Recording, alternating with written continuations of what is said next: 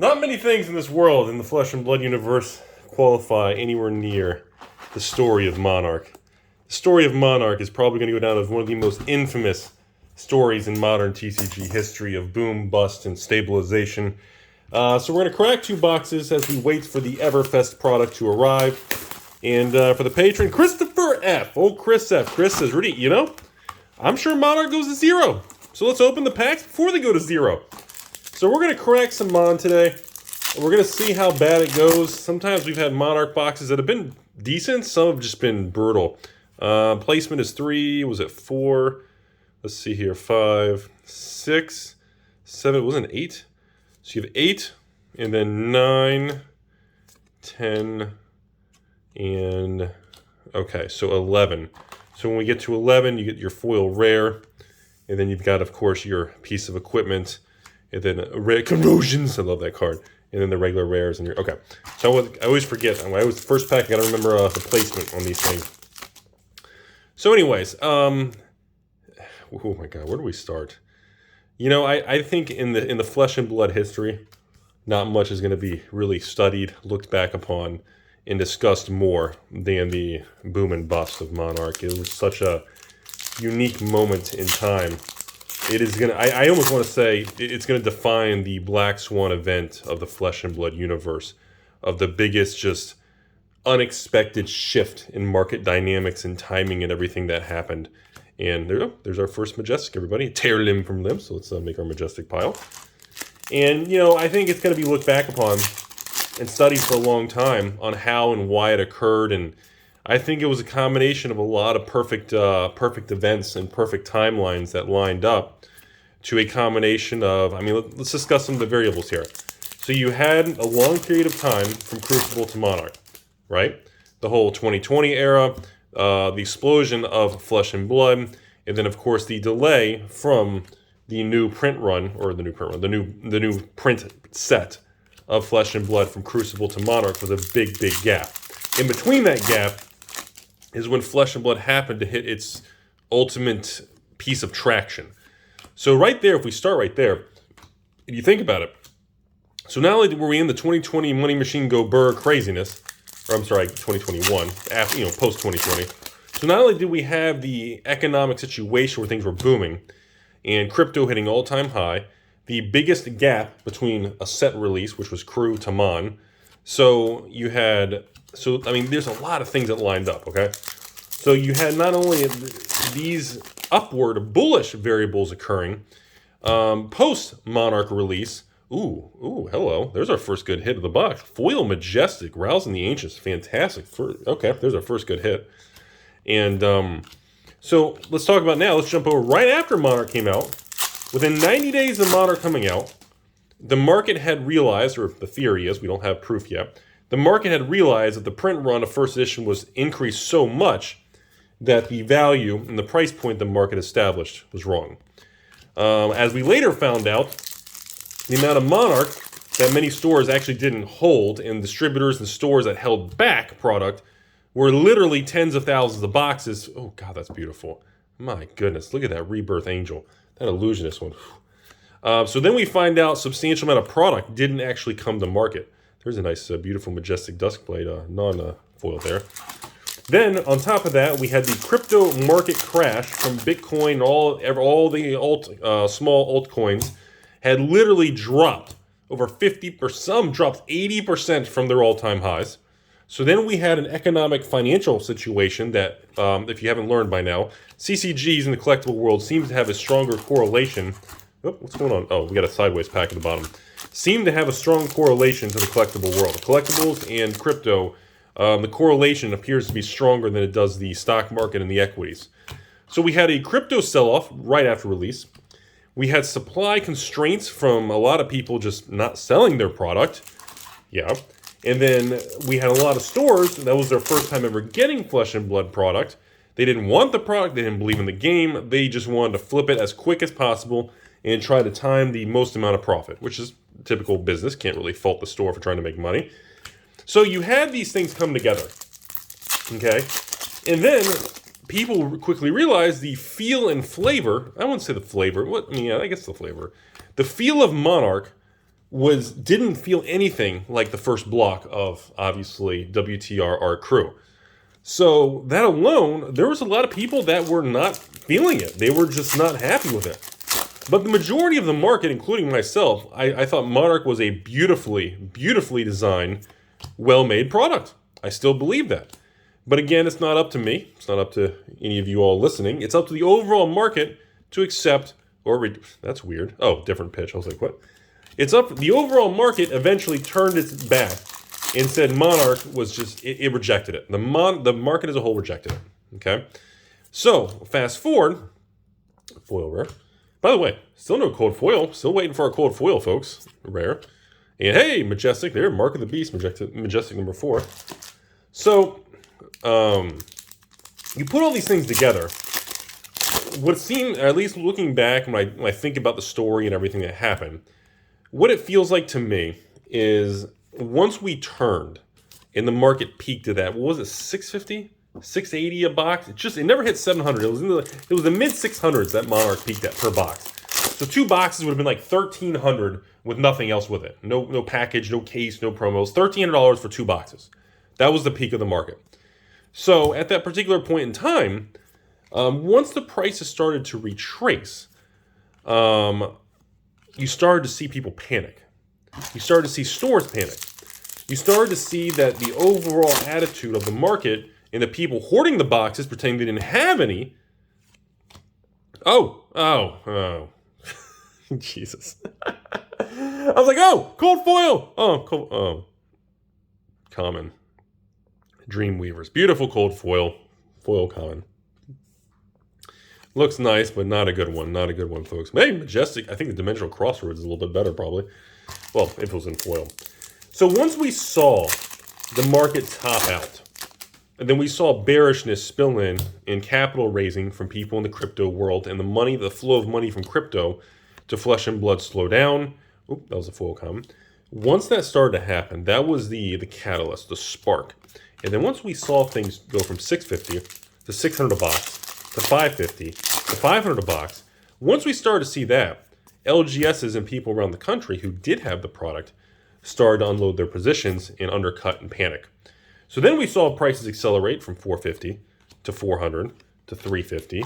And then we stayed around about, I think we stabilized around about 250 to 350. We sat there for quite a while. The market started to get equilibrium.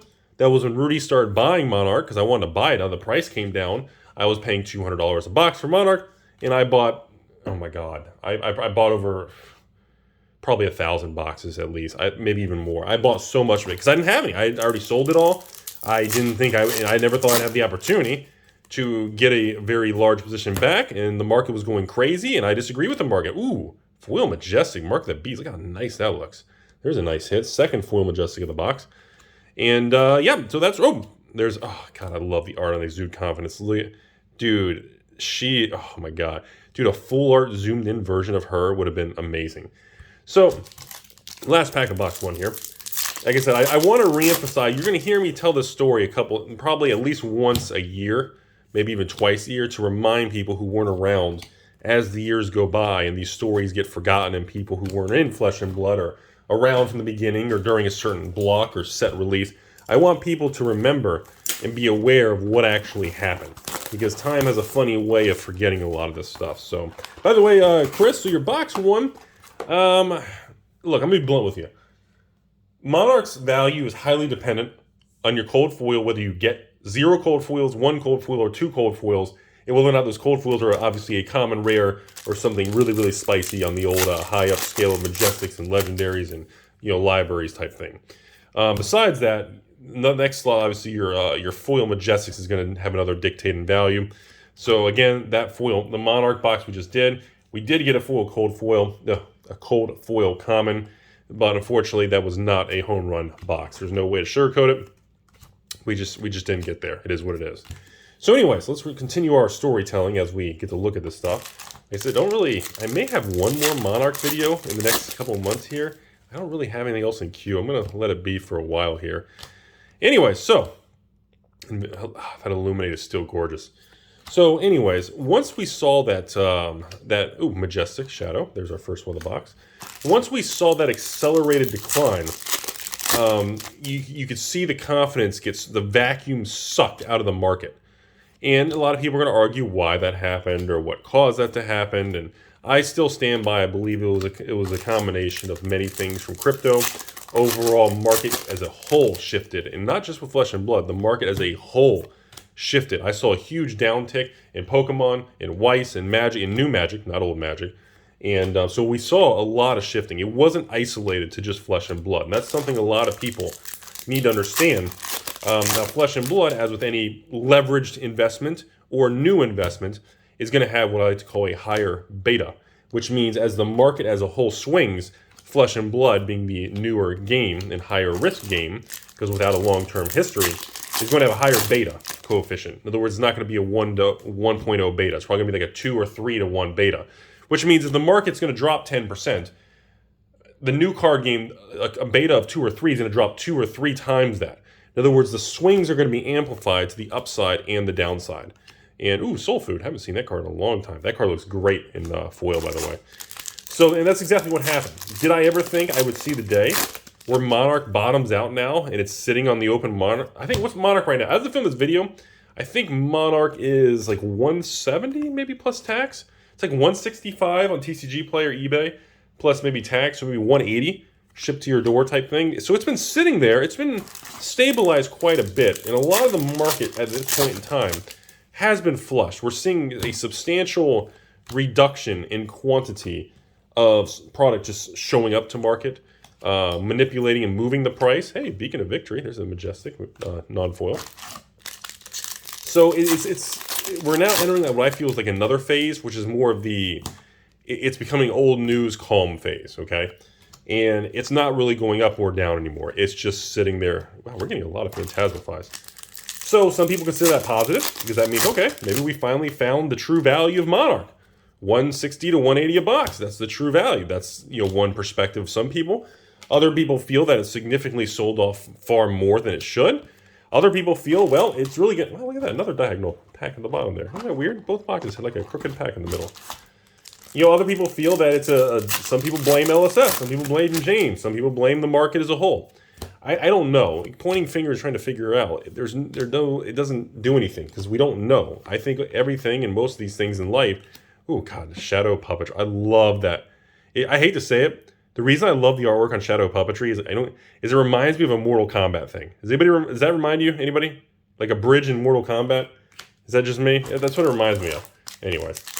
So there's a lot of ways to justify or come up with rationale on why we had the extreme movement that we did. There's a lot of, rumors and hearsay and guesses. But as of right now, this is where it is. There's, whether we like it or not, some people are happy, oh, it got what it deserved, investors got crushed, and other people say, well, it's still overpriced. Other people say it's an opportunity. If you missed out, you can finally enjoy it. There's a lot of perspectives. And we're going to need a couple years' time. And until LSS releases the official print run of this product, and we know really how overprinted it was, we really can't say anything. Because we don't know. Because if LSS comes out and the print run on this product is 200-something thousand boxes, then guess what? It's going lower. It's probably going to collapse. It's going to be really bad. If the print run comes out and maybe the 100 to 150, the prices are probably going to go up. It depends on what the data is. We don't know what the data is. Hey, a dread site, the old sickle. I love these things. Cool. So I wish that was our cold foil. That would have been nice.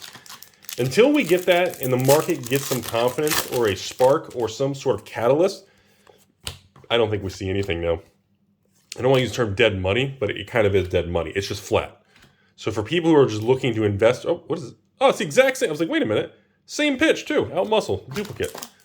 There's no catalyst to make the price go up or down at this point in time, and it's just going to sit there. And again, I've been in the CCG world for a very, very long time, and I've seen products sit flat for years. I've seen products do nothing for you. Wow, weird box. A lot of duplicates. At least that one was a different pitch. I've seen products do nothing for 2, 3, 4 years, and then year 5 double in price.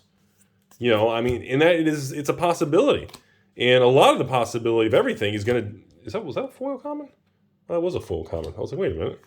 You know, and we don't know. And until they release information, they give us more of an idea of what's going on, or we see some sort of interaction or something that it adds to Monarch, or I know companies have done all kinds of weird stuff over the years where I've seen previous products have, you know, certain engineered designs with a new product to make the old one more relevant and make it more desirable. And I've seen connections or trade-ins or redemptions from a certain set. I've seen a lot of weird things over the...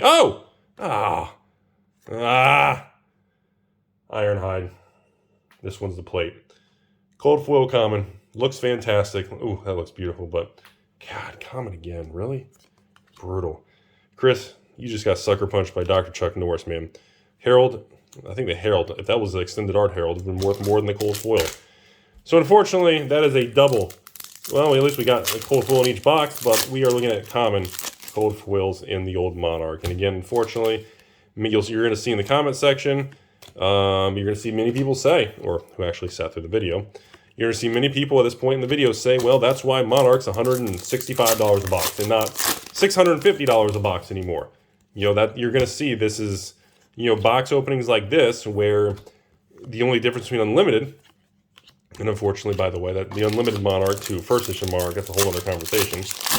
And unfortunately, the print run was appears to be too large. And then when you see something like this, see now this is the best card of the box.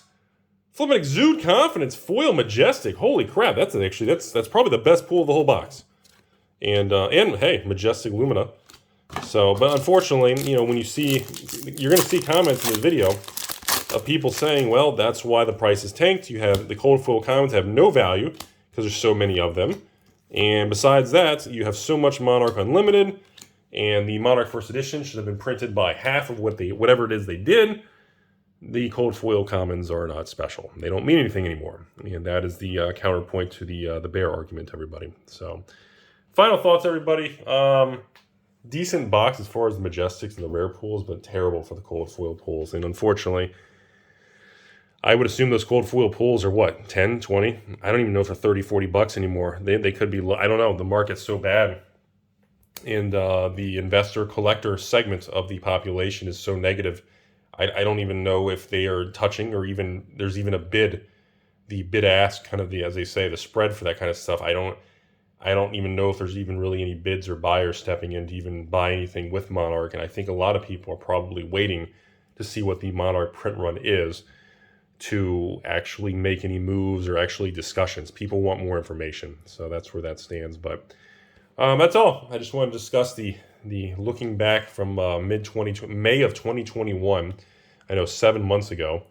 I want to discuss what happened and how it happened, why it happened. That's the story. I want to make sure everybody's aware of it and can try to use that for future knowledge and learning experience for all of us involved. And it's kind of a bittersweet thing, man.